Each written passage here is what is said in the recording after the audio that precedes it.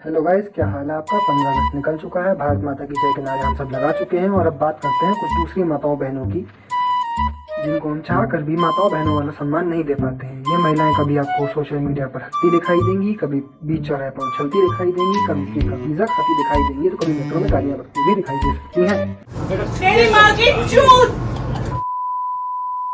जिस फेमिनिज्म का इस्तेमाल कभी महिलाओं की उन्नति के लिए हुआ करता था, आज उस फेमिनिज्म की दुर्गति हो चुकी है। जो फेमिनिज्म कभी महिलाओं के लिए दवा का काम किया करता था, आज वही फेमिनिज्म महिलाओं के लिए बीमारी बन चुकी है। और ये बीमारी कोरोना से ज़्यादा खतरनाक है, क्योंकि कोरोना की तो हाथी चला गया, पूंछ बाकी है।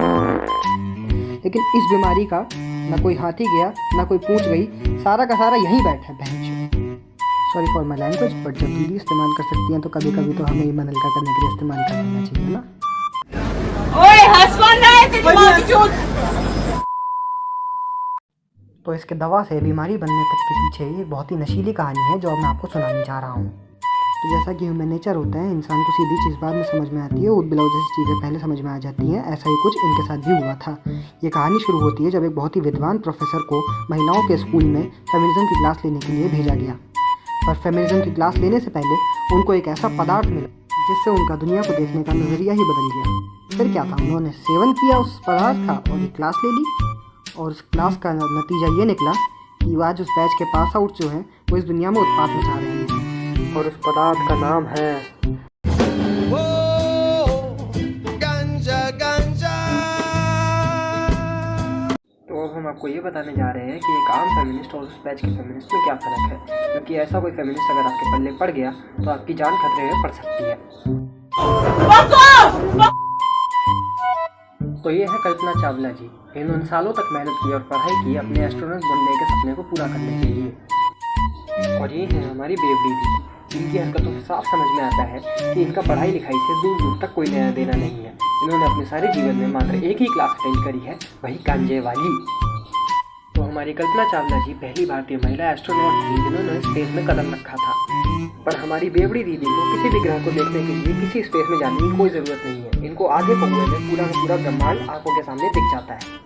हमारी कल्पना चावला जी को स्पेस जाने के लिए रॉकेट की ज़रूरत पड़ती थी, जबकि हमारी बेवड़ी दीदी आधे पौधे में खुद ही रॉकेट बन जाती हैं और बीच सड़क पे प्लेन की तरह उड़ती हैं। तो इसी सिलसिले में आगे बढ़ते हैं और आपको कुछ और महान आत्माओं से मिलवाते हैं। तो ये है हमारे भारत को टोक्यो ओलंपिक में सिल्वर मेडल जिताने वाली मीराबाई चानू जी। और ये है फ्री का पिज़्ज़ा खा जाने वाली और गरीबों की नौकरी खा जाने वाली भूखी दीदी।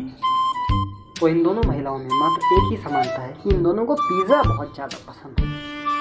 तो हमारी मीराबाई चानू जी को डोमिनोज वाले फ्री में पिज़्ज़ा ऑफर करते हैं और हमारी भूखी दीदी को फ्री का पिज़्ज़ा खाने के लिए किसी ऑफर की कोई ज़रूरत नहीं है। ये घर बैठे बैठे फ्री का पिज़्ज़ा और डिलीवरी वाले की नौकरी दोनों खा सकते हैं। इन्होंने किसी भी आम महिला की तरह सालों तक मेहनत की और भारत को ओलंपिक मेडल जिताया, तब जाकर इनको फ्री पिज़्ज़ा का ऑफर मिला। इनको मात्र घर बैठकर एक जोमेटो पे ऑर्डर प्लेस करना होता है, जिसके बाद में ये फ्री का पिज़्ज़ा, डिलीवरी वाले की नौकरी और अगर इनकी माने तो डिलीवरी वाले की मार भी घर बैठे फ्री खाती है। और अब हम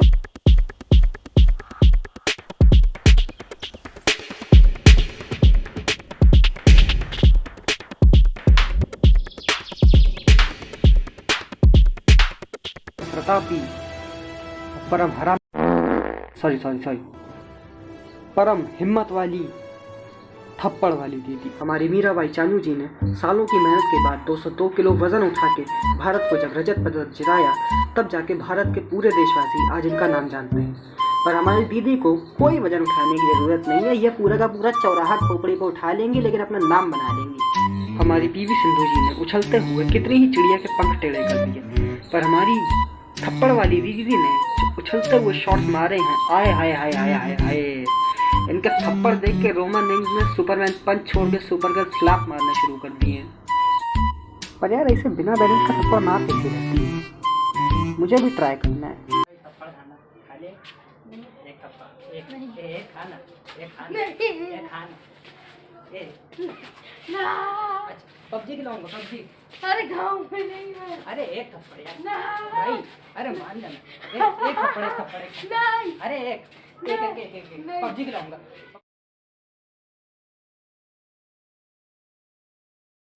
please do not try this stunt at home, क्योंकि हमने भी ये स्टंट एक्सपर्ट के सुपरविजन में नहीं किया था।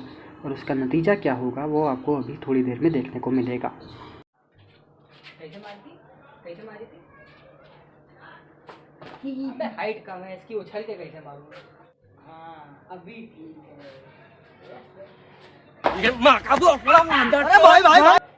खैर लेट्स मूव ऑन, क्योंकि अब मैं दोबारा ट्राई नहीं करना चाहता। तो ये महिलाएं हमारे सुप्रीम कोर्ट की जज रह चुकी हैं, जबकि इन दीदी को किसी जजमेंट के लिए किसी सुप्रीम कोर्ट की कोई ज़रूरत नहीं है। ये खुद ही जज हैं, खुद ही सज़ा दे देती हैं, और इनकी सज़ा का हकदार होने के लिए आपको दोषी होने की भी ज़रूरत नहीं है। रुको जरा, सब्र करो। दीदी ने हमारी रानी लक्ष्मीबाई जी को भी एक बहुत ही टफ कंपटीशन दिया है, क्योंकि उन्होंने कितने ही अंग्रेज़ों का सामना किया और देश के लिए अपनी जान कुर्बान कर दी। पर हमारी दीदी ने तो अपने ही शहर के 100 लोगों से चलते चलते बीच सड़क पे 300 मीटर तक मार खाई है। हालांकि इनकी बात कोई मानने को तैयार नहीं है, पर मैं मानता हूँ इनकी बात। मुझे पूरा विश्वास है कि 100 लोगों ने इनको मारा है, मगर 100 लोगों ने इनको एक एक टकली मारी है, इसीलिए इनकी बुद्धि हो चुकी भ्रष्ट, और वो इनके इंटरव्यू में दिख रहा है। तो बस यार अब आज के लिए ख़त्म करते हैं। और अगर इन इंसिडेंट्स की बात करें तो मुझे ऐसा लगता है कि हीट ऑफ द मोमेंट में बहुत कुछ गलत हो जाता है, तो अपनी गलती मान लेना ज़्यादा बड़ी बात होती है, क्योंकि अपनी गलती को सही साबित करके आप फॉलोअर्स गेन कर सकते हो, इज्जत नहीं। और वैसे तो प्रत्यक्ष को प्रमाण की कोई आवश्यकता नहीं होती, लेकिन फिर भी एक उदाहरण के लिए मैं आप सबको कुछ दिखाना चाहता हूँ। देखिए, ये दोनों ही रामायण के पात्र हैं, पर हम सब इस बात के साक्षी हैं कि हम किसकी इज्जत करते हैं। ये दोनों ही महिलाएं हमारे देश की अभिनेता हैं, पर आप किसकी इज्जत करते हैं? तो बस यार मेरे पास अब बातें खत्म हो चुकी हैं, और like subscribe share comment in सब की बीच यार बार बार मत मंगवाया करो, कितना बुलवाओ यार बच्चे से। और उनको एक बंदा और है, कोई कुछ कहना चाहता है, वो देखो उसका जो वीडियो बताना। मेरी मेहनत को